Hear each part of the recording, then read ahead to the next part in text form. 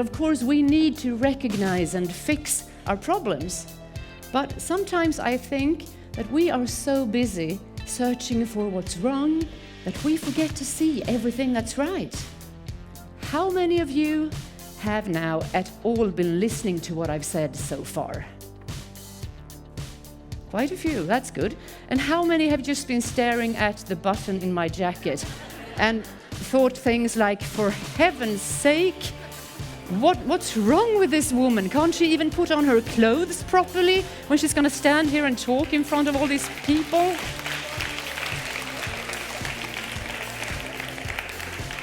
That was really not a good first impression, was it? There is this widespread belief that if we just get rid of something that's bad, things will automatically become great. But that's not the case. It's not true. If we simply remove a problem, we will only get to zero. Non-bad, non-problem. Okay. But it takes more to create something exceptional and really great.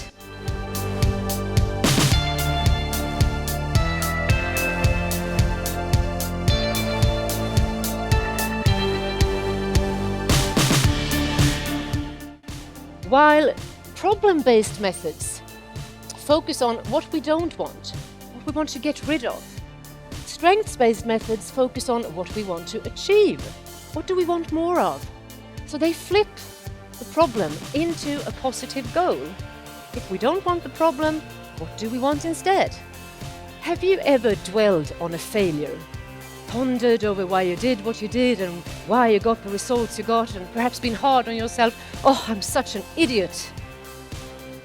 If you're like most of us, it's probably happened. But do you act in the same way when things go really well? Do you dwell on your successes? Lie awake at night and ponder over why things went so well, and perhaps show up exhausted at work in the morning like, oh, I haven't slept a wink last night. I just couldn't stop thinking about all the great things I did yesterday and how they could turn out so amazingly well.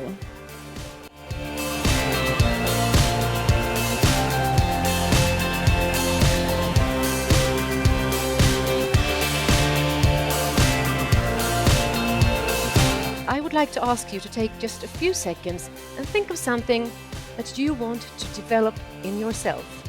A personality trait, an ability, anything that you'd like to develop. So is someone still thinking, no, I simply can't come up with anything. There's really nothing to improve. Every time I ask this question, a vast majority of people think of a weakness. It's like we automatically associate development to weaknesses. We have even renamed weaknesses and now call them areas for development. Sounds a bit nicer, doesn't it? But can't a strength be an area for development? Of course it can.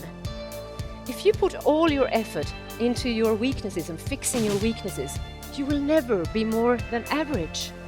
I'm going to let you try this. We're going to have Class 1A in Bugg, which is a Swedish swing dance. You didn't expect to learn that one, huh? My soul. I reminisce about the days of old, that old time of rock and roll.